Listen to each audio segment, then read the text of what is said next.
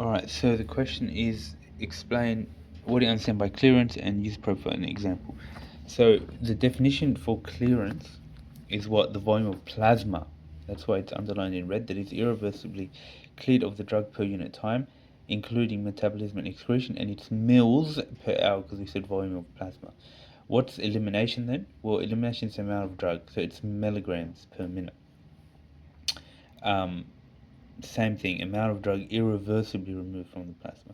Now, total clearance is hepatic and renal and lung and other. So the way you structure these, give a definition, give formulas, and then you talk about the HER. So HER is actually dependent on what? The unbound fraction and the intrinsic clearance. So if the HER is greater than 0.7, it is dependent on the perfusion. If the HER is less than 0.3, then it's dependent on the intrinsic ability and the unbound fraction. Why would that, like, how do you explain that? Well, because when the HER is low, then there's a small amount that is metabolized.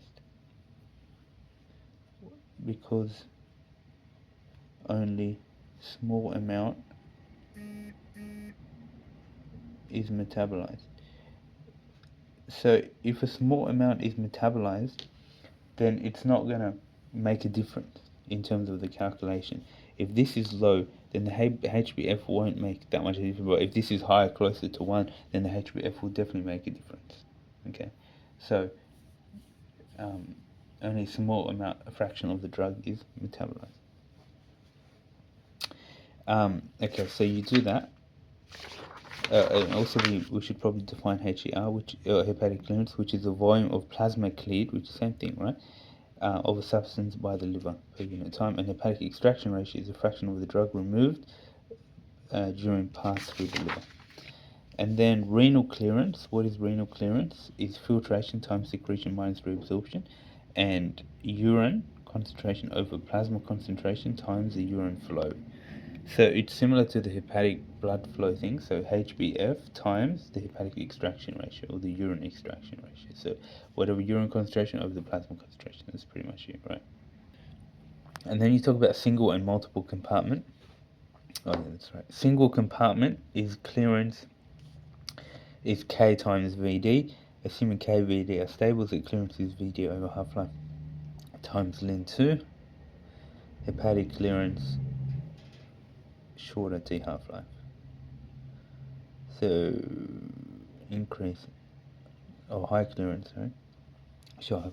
In multiple compartment, it's dose over area under the curve. Area under the curve, plasma over time, total exposure of the body to the drug across the time. Clearance is more complex as VD is variable over time because you have more VDs. So the non-compartment approach that is used is clearance is dose over area under the curve. Now, when we talk about propofol, it's an IV agent. It has a high clearance, which is 30 mL per kilo. It's very high, greater than HbF, suggests extrahepatic clearance. The importance of clearance. Why is clearance important? Because it helps you maintain, it calculates the maintenance rate for the steady state, because the elimination rate is milligram per hour. So you have clearance times Cp, because clearance is mils per minute, mils divided milligram per minute, so it's Cp. Since maintenance dose is equal to the elimination rate at steady state, maintenance dose is milligrams per hour, which is the same as elimination, is total clearance times clearance at steady state. Times concentration at steady state. So concentration at steady state is target steady state plasma concentration. Clearance can be calculated. Clearance is maintenance dose at CF.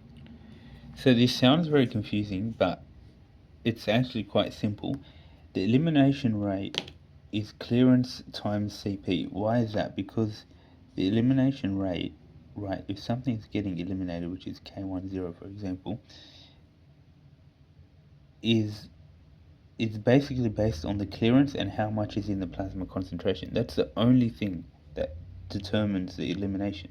How much is cleared, okay, and whether that be intrinsic clearance or extrahepatic clearance or whatever, and how much of there is concentration. So that is what determines the elimination rate. So with a maintenance dose, you basically have the volume of distribution K12, K21, the elimination is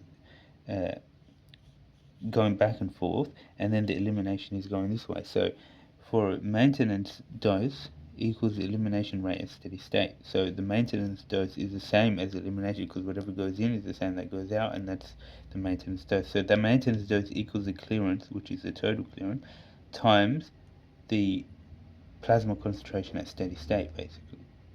That's it. Calculate also, it's important to calculate context-sensitive half-life, because we said that T half V is ln 2 over Vd over clearance, and it approaches that. So, hence using propofol as an agent for long cases, clearance is a more important factor as the compartments are saturated, especially for the T half alpha, right? And then for short infusions, plasma concentration is related to the distributions rather than the clearance. Yeah, we know that. And as the infusion prolongs, it approaches T half beta. Note being propofol 3 hours is 10 minutes, 8 hours is less than 40 minutes. Increased clearance shortens T half faster, context sensitive. So back to our structure. Clearance, we talk about the formula, and so we talk about hepatic, we talk about renal, and that's pretty much it. And then for that, and then you talk about single compartment, multiple compartment, and the formula. And that one is the T half-life, isn't it? T half-life. So, yeah. So Vd times ln 2 over T half-life. And then you talk about uses, propofol. So steady state, a maintenance dose, context sensitive half-time, and also that's it. It's only two. For some reason I thought there were three.